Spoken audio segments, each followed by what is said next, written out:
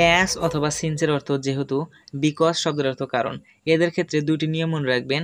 Number 1, as অথবা সিন্সের সাথে যে ক্লোজটি থাকবে এই ক্লোজটি যে কোনো ঘটনার কারণ বোঝাবে। এরপরে থাকবে একটি কোমা, আর কোমার পরে যে অন্য একটি ক্লোজ থাকবে সেই ক্লোজটি এই যে ঘটনার কারণ হলো এই কারণের ফলে যে ফলাফলটা হবে সেই ফলাফলটা এখানে উল্লেখ থাকবে। যেমন as he was tired he left the place, যেহেতু সে ক্লান্ত ছিল তাই সে জায়গাটি ত্যাগ করেছে। এখানে খেয়াল করুন, প্রথম যে অ্যাস যুক্ত ক্লোজটি রয়েছে এই ক্লোজটির মধ্যে কারণ বোঝাচ্ছে। তার যাওয়ার কারণ কি ছিল? সে টায়ার্ড ছিল, ক্লান্ত ছিল, আর এর ফলে কি হয়েছে? সে জায়গাটি ত্যাগ করেছে। নেক্সট এক্সাম্পল খেয়াল করুন, since they played well they won the game. এখানে সিন্স দে প্লেড ওয়েল, যেহেতু তারা ভালো খেলতেছিল এটা হলো একটি কারণ। এরপরে ফলাফল স্বরূপ বলা হইতেছে দে ওন দ্য গেম, তারা ভালো খেলছে এই জন্য গেমটি জিতছে। ঠিক এরকম ভাবে অ্যাস এবং সিন্সের সাথে যে ক্লোজটি থাকবে সেই ক্লোজটিতে কারণ, কোমার পরের ক্লোজটিতে ফলাফল উল্লেখ থাকবে। বিকজের ক্ষেত্রে ফলাফলমূলক ক্লোজ শুরুতে বসবে, এরপরে বিকজ, তারপরে কারণমূলক ক্লোজ। যেমন everybody respect him because he is honest. এখানে খেয়াল করুন, এভরিবডি রিসপেক্ট হিম, তাকে সবাই সম্মান করে। কেন সম্মান করে? এটার কারণটা কিন্তু বিকজের পরে রয়েছে। ঠিক এরকম ভাবে বিকজের পরে থাকবে কারণ আর শুরুতে থাকবে ফলাফল।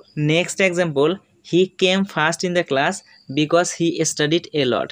সে ক্লাসে প্রথম হয়েছে কারণ সে অনেক পড়াশোনা করেছে। এখানে একটি মজার জিনিস খেয়াল করুন, অ্যাজ, সিন্স, বিকজ যুক্ত বাক্যের উভয় পাশের ক্লোজের মধ্যে সমজাতীয় টেন্স হয়। তবে একটি এক্সেপশন মনে রাখবেন, যদি সিন্স কখনো বাক্যের মাঝে বসে এক্ষেত্রে দুটি নিয়ম মনে রাখতে হবে। নাম্বার 1, সিন্স বাক্যের মাঝে বসলে সিন্সের পূর্বের ক্লোজটি প্রেজেন্ট টেন্সে হলে সিন্সের পরের ক্লোজটি পাস্ট ইনডিফিনিট টেন্সে হবে। এখানে মনে রাখবেন, সিন্সের পূর্বে যদি প্রেজেন্ট টেন্স হয় সেটা প্রেজেন্ট ইনডিফিনিট টেন্স হতে পারে, প্রেজেন্ট পারফেক্ট টেন্স হতে পারে। এক্ষেত্রে সিন্সের পরে সর্বদাই পাস্ট ইনডিফিনিট টেন্স হবে। যেমন many years have passed since I meet you. এখানে সিন্সের পূর্বে প্রেজেন্ট পারফেক্ট টেন্স এবং সিন্সের পরে পাস্ট ইনডিফিনিট টেন্স বসেছে। Next example, it is about a year since he died. এখানে সিন্সের পূর্বে প্রেজেন্ট ইনডিফিনিট টেন্স আর সিন্সের পরে পাস্ট ইনডিফিনিট। আর নাম্বার 2, সিন্সের শুরুতে যদি পাস্ট ইনডিফিনিট টেন্স থাকে তাহলে সিন্সের পরে পাস্ট পারফেক্ট টেন্স হবে। যেমন it was many years since I had visited the place. এখানে সিন্সের পূর্বে পাস্ট ইনডিফিনিট টেন্স, তাই সিন্সের পরে পাস্ট পারফেক্ট টেন্স বসানো হয়েছে। লেট অ্যালোন এর অর্থ তো দূরের কথা অথবা যে কথা না বললেই নয়। এক্ষেত্রে মনে রাখবেন, লেট অ্যালোনের দুপাশে দুটি ক্লোজ থাকবে, আর এই বাক্যের মধ্যে দুটি জিনিসের মধ্যে আকাশ পাতাল তুলনা করা হবে। যেমন I can not swim A kilometre let alone 10 kilometre, অর্থাৎ আমি 1 কিলোমিটারই সাঁতার কাটতে পারি না, আরও তো 10 কিলোমিটার দূরের কথা। He can not buy a radio let alone iPhone. সে একটা রেডিও কিনতে পারে না, সে আবার আইফোন কিনবে। ঠিক এরকমভাবে যখন একটি বাক্যের মধ্যে আকাশ পাতাল তুলনা করা হবে তখন আমরা দুই বাক্যকে জয়েন করার জন্য লেট অ্যালোন ব্যবহার করব। অ্যাজ ইফ অথবা অ্যাজ দো এর অর্থ এমনভাবে যেন। এর ক্ষেত্রে দুটি নিয়ম রয়েছে। নাম্বার 1, অ্যাজ ইফ অথবা অ্যাজ দো বাক্যের মাঝে বসবে, এর দুপাশে দুটি ক্লোজ থাকবে। শুরুতে যে ক্লোজ থাকবে সেই ক্লোজটি যদি প্রেজেন্ট টেন্সে হয় এর পরের ক্লোজটি পাস্ট ইনডিফিনিট টেন্সে হবে। যেমন he talks as if he knew everything. এখানে খেয়াল করুন, অ্যাজ ইফ বাক্যের মাঝে বসেছে, এর শুরুতে প্রেজেন্ট ইনডিফিনিট টেন্স এবং এর পরে পাস্ট ইনডিফিনিট টেন্স বসেছে he knew everything. They fight as though they were brave. এখানেও প্রেজেন্ট ইনডিফিনিট টেন্স, শুরুতে অ্যাজ দো এর পরে past indefinite tense. Number 2, as if অথবা অ্যাজ দো এর পূর্বে যদি পাস্ট ইনডিফিনিট টেন্স হয়, অ্যাজ ইফ অ্যাজ দো এর পরে পাস্ট পারফেক্ট টেন্স হবে। যেমন he told the matter as if he had known it. এখানে খেয়াল করুন, অ্যাজ ইফ বাক্যের মাঝে বসেছে, এর শুরুতে যে ক্লোজটি রয়েছে সেই ক্লোজটি পাস্ট ইনডিফিনিট টেন্স, আর অ্যাজ ইফ এর পরে যে ক্লোজটি রয়েছে সেই ক্লোজটি হলো পাস্ট পারফেক্ট টেন্স। ঠিক এরকম ভাবে অ্যাজ ইফ অথবা অ্যাজ দো এর পূর্বে যদি প্রেজেন্ট টেন্স থাকে তাহলে আমরা অ্যাজ ইফ অ্যাজ দো এর পরে পাস্ট ইনডিফিনিট টেন্স, আর যদি অ্যাজ ইফ অ্যাজ দো এর শুরুতে পাস্ট ইনডিফিনিট টেন্স থাকে আমরা অ্যাজ ইফ অ্যাজ দো এর পরে পাস্ট পারফেক্ট টেন্স বসাবো। ঠিক যেরকম ভাবে আমরা একটু আগেই সিন্সের ক্ষেত্রে দেখলাম।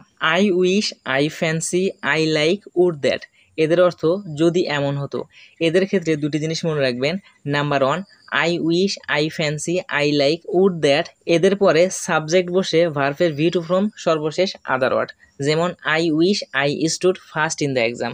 এখানে খেয়াল করুন, আই উইশ এরপরে সাবজেক্ট ভার্বের V two from other word. Would that he got the prize.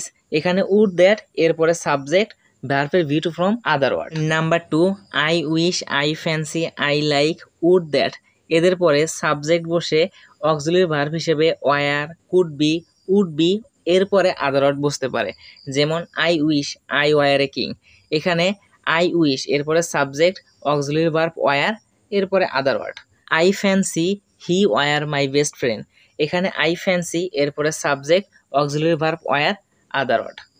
I like I could be a pilot, এখানে আই লাইক এরপরে সাবজেক্ট অক্সিলারি বা মডাল ভার্ব কুড বি এরপর আদার ওয়ার্ড।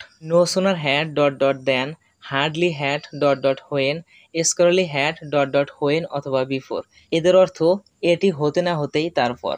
এই পাশের ফ্রেজগুলো খেয়াল করুন, এই ফ্রেজগুলোর পরে সাবজেক্ট ভার্বের ভি3 ফর্ম এরপরে আদার ওয়ার্ড, আর এই পাশের ফ্রেজগুলোর পরে পাস্ট ইনডিফিনিট টেন্সের একটি ক্লোজ বসবে। যেমন no sooner had he seen the police then he ran away, এখানে খেয়াল করুন নো সোনার হ্যাড এরপরে সাবজেক্ট ভার্বের ভি3 ফর্ম আদার ওয়ার্ড এরপরে দেন বসে past indefinite tense. Hardly had teacher enter the classroom when we stood up, এখানে hardly had এরপরে সাবজেক্ট ভার্বের ভি3 ফর্ম আদার ওয়ার্ড হোয়েন এর পর past indefinite tense. Scarcely had you gone to market when it began to rain, এখানে scarcely had subject ভার্বের ভি3 form other word এরপর হোয়েন এর পর past indefinite tense. If conditionals এর অর্থ যদি। কন্ডিশনাল বাক্য 4 প্রকার, এখন যে 4টি নিয়ম আমি আলোচনা করব এই 4টি নিয়ম যদি আপনি মনে রাখেন সারা জীবন আর কন্ডিশনালে কোনো সমস্যা হবে না ইনশাআল্লাহ। নাম্বার 1 জিরো কন্ডিশনাল, এই জিরো কন্ডিশনালের মধ্যে ইফ যুক্ত ক্লোজটি প্রেজেন্ট ইনডিফিনিট টেন্স এরপর কমা বসে পরের ক্লোজটিও প্রেজেন্ট ইনডিফিনিট টেন্স হবে, অর্থাৎ উভয় পাশেই প্রেজেন্ট ইনডিফিনিট টেন্স হবে। যেমন if you hit iron it turns into red, এখানে খেয়াল করুন ইফ যুক্ত ক্লোজটি প্রেজেন্ট ইনডিফিনিট টেন্স, কমার পরে যে ক্লোজটি রয়েছে এটিও present indefinite tense. Number 2 first conditional, if যুক্ত বাক্যটি প্রেজেন্ট ইনডিফিনিট টেন্স এরপর কমা বসে পরের ক্লোজটি ফিউচার ইনডিফিনিট টেন্স হবে। যেমন if you come here I will go there, এখানে খেয়াল করুন ইফ যুক্ত ক্লোজটি প্রেজেন্ট ইনডিফিনিট টেন্স এরপর কমা বসে পরের ক্লোজটি ফিউচার ইনডিফিনিট টেন্স।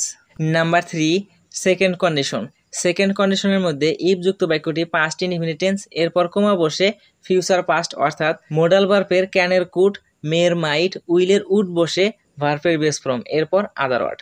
যেমন if he came here I would go there, এখানে খেয়াল করুন ইফ যুক্ত বাক্যটি পাস্ট ইনডিফিনিট টেন্স এরপর কমা বসে ফিউচার পাস্ট করা হয়েছে। ফিউচার পাস্ট বলতেই আমরা যে বললাম ক্যানের কুড মের মাইট উইলের উড বসে ভার্বের বেস ফর্ম এরপর বাকি অংশ।